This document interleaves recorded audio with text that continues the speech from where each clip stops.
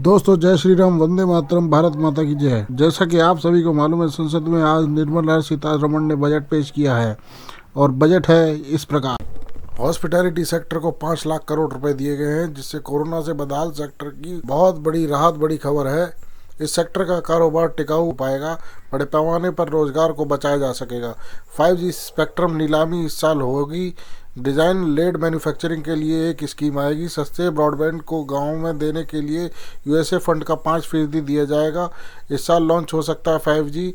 हर गांव तक optical fibre बिछेगी, गांव तक पहुंचेगी तेज internet service. Make in India से पैदा होंगे 30 लाख रोजगार। देश में बेरोजगारी दर सबसे ज़्यादा 7.9% है। भारत में हर साल 1 करोड़ युवा नौकरी के लिए होते हैं तैयार। रोजगार की दर देश में केवल 38% है। MSME के लिए कर्ज गारंटी योजना मार्च 2023 तक बढ़ी है। छोटे उद्योगों को मिलेगा बढ़ावा, रोजगार के अवसर बढ़ेंगे, उत्पादन को मिलेगा बढ़ावा।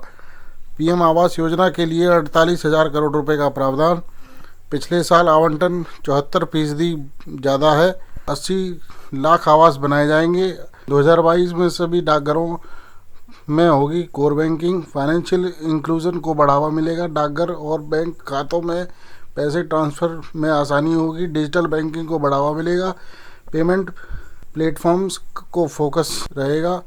MSP के लिए 0.7 लाख करोड़ रुपए का प्रावधान। किसानों की आय बढ़ेगी। पैदावार बढ़ाने के लिए प्रेरित होंगे किसान। ग्रामीण खपत को मिलेगा बढ़ावा। 68% रक्षा उपकरण देश में ही बनेंगे। घरेलू रक्षा कंपनियों को होगा फायदा। आयात बिल में आएगी भारी कमी।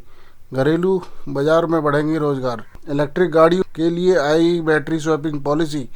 इलेक्ट्रिक गाड़ियों को मिलेगा बढ़ावा। पेट्रोल डीजल पर निर्भरता कम होगी। इलेक्ट्रिक गाड़ियों की कीमत भी हो सकती है कम। राज्यों को दी जाएगी 1 लाख करोड़ की वित्तीय सहायता। राज्यों में इंफ्रा प्रोजेक्ट्स को गति मिलेगी। राज्यों में रोजगार बढ़ेंगे। राज्यों के बजट पर घटेगा बोझ। छापेमारी में जब्त अघोषित रकम का कोई सेटलमेंट नहीं होगा। पूरी रकम सरकार की होगी। सरकार की आमदनी बढ़ेगी। टैक्स चोरी पर रोक लगेगी। सरकार की आय बढ़ने पर टैक्स रेट कम हो सकते हैं।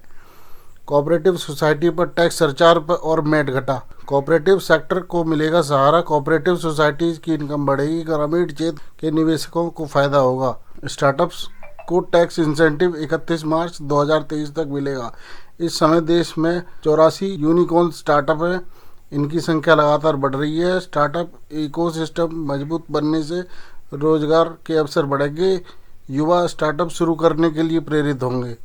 क्रिप्टो करेंसी से कमाई को लेकर बड़ा फैसला।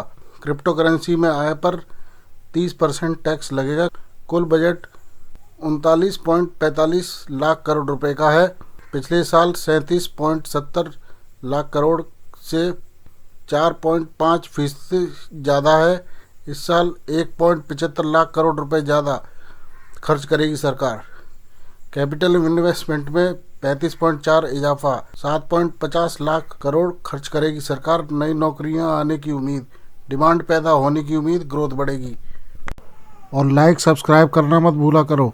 धन्यवाद।